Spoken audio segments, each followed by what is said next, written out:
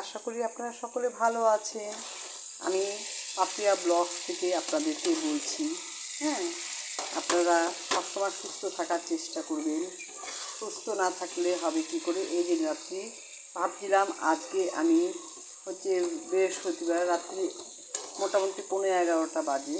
হ্যাঁ, আমি ভাবলাম যে আজকে রাতে রান্না পানি করবো না, কিন্তু হলো কি, বর বলছে যে আমার হাতেই মাংসটা খাবে। যেহেতু বর বলেছে সেই বলে কথা। মশা যেহেতু আমার হাতে খাবে, সেই কারণে এখন আমি মাংসটা করতে বাধ্য হলাম। প্রথম থেকে আমি দেখাতে পারিনি, কারণ হচ্ছে তখন আমার একটা ফোন এসেছিল, তাই দেখাতে পারি। প্রথমে আমি এটা ম্যারিনেট করেছি আমার ছেলে। হ্যাঁ, পেঁয়াজ রসুন আদা সব কিছু দিয়েও ম্যারিনেট করে রেখে দিয়েছিল। আমি করবই না, এটা আমার একটা জেদ ছিল, কিন্তু জেদের কাছে হার মানতে হলো। ছেলে আমাকে দিয়ে করেই নিল। আর বড়মশাইও বললেন উনি আমার হাতেই খাবেন, আর কি করা যায়। সে কারণে শুরু করলাম রান্নাটা। তারপর আমি ফোড়নে দিলাম শুকনো লঙ্কা আর তেজপাতা, তারপরে দিলাম একটু পেঁয়াজ রসুন ফোড়নে দিয়ে দিলাম। তারপর এটাকে একটু ভেজে মাংসটা ম্যারিনেট করা দিয়ে দিলাম। আমি ভাবছি যে গরম মশলা দিব না, কিন্তু আমার ছোট্ট ছেলে বলে গেল যে গরম মশলাটা দিতে হবে, তাই তাদের কথা অনুযায়ী দিচ্ছি।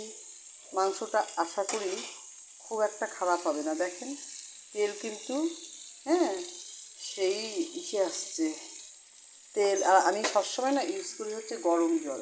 রান্নায় স্বাদ বৃদ্ধি করে গরম জল। আর আমি যেহেতু একটু পিউরিফাই আছে, সে কারণে পিউরিফাই জলটাই ব্যবহার করি। বর্ষাকাল সে কারণে পিউরিফাই জলটাই ব্যবহার করি। আর পিউরিফাই আছে বলেই ব্যবহার করা। আমি যখন নিচতলায় ছিলাম তখন কিন্তু আমার পিউরিফাই ছিলও না, আমি ব্যবহারও করতাম না। আর এখন যেহেতু উপরে থাকি, সে কারণে ওই পিউরিফাইটা আনা আছে যেহেতু, সেই কারণে ওটাই জল ব্যবহার করি। আর রান্নায় ব্যবহার করেছি আমি সানরাইজের কাচ্চিখানি সরষের তেল, তারপরে হলুদের গুঁড়াটাও সানরাইজের, তারপরে লঙ্কার গুঁড়া, তারপর জিরার গুঁড়া, সব কিছুই সানরাইজের। কিন্তু মাংসটা কিন্তু সানরাইজের না, আলুটা সানরাইজের না। আর শুকনো লঙ্কা গোটা এগুলো কোনো সানরাইজের না, এগুলো কিন্তু আমি নর্মালি দিয়েছি। বুঝলেন তো?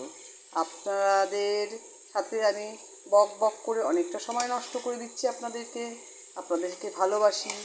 আপনারাও আমাকে ভালোবাসেন বলে আজকে আমি যতটুকু পৌঁছাচ্ছি আপনাদের ভালোবাসার জন্য।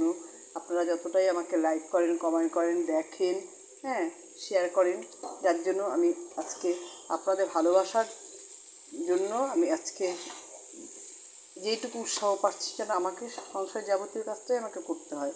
সেই কারণেই কিন্তু আমি অত ভালো করে গুছিয়ে সব কিছু করে উঠতে পারি না, কেননা আমার বরের ছেলের বিজনেসের দিকটাও কিছুটা দেখতে হয়। সেই কারণে আর আমি এগুলোকে ভালোবাসি। নাচ গান পড়াশোনা এগুলো আমার, শিক্ষার জিনিসটা ভালো লাগে। হাতে রান্নাটা আমার প্রিয় ছিল, কিন্তু এখন যেহেতু আমার অনেক ছোট্টবেলায় বিয়ে হয়ে গেছে, সেখানে রান্না করতে করতে এখন আর প্রিয় বলে কিছু নেই। এখন আর কিছু করতে ইচ্ছা করে না। সে কারণে মাঝে মাঝে বেরোই বেরি ঘুরতে।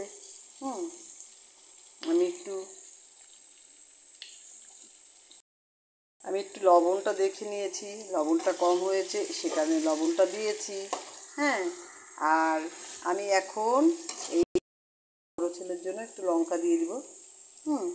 আপনাদের সাথে মাংসের সাথে সাথে কিন্তু অনেকটা গল্প করলাম, বুঝলেন? এই দেখেন মাংসে কিন্তু আমি গরম জল দিলাম, আর গরম জল ফুটছেও। আর রান্নায় যে কোনোভাবেই যদি সময় পাই গরম জলটাই দিই, কারণ রান্নায় যদি গরম জল দিই রান্নার স্বাদটা অনেক বৃদ্ধি করে। আর কি বলবো, এইভাবেই আমার ব্লগ শেষ করছি। আজকে চিকেনটা রান্না করলাম। এই রান্নাটা কেমন হয়েছে আপনারা অবশ্যই কমেন্ট করে জানাবেন। আর লাইক শেয়ার সাবস্ক্রাইব অবশ্যই করবেন। আপনাদের ভালোবাসার জন্য আমি আজকে যতটুকু করতে পারছি আপনাদের জন্যই, আপনাদের বড়দের জন্য আমার প্রণাম। আর ছোটোদের ভালোবাসায় আমি আজকে যতটুকু করতে পারছি আপনাদের জন্য। ঠিক আছে, এই বলে আমার ব্লগটা শেষ করলাম। Tata, bye. আপনারা সবাই ভালো থাকবেন, সুস্থ থাকলে ব্লগ দেখতে পাবেন। ঠিক আছে, রাখছি, টাটা।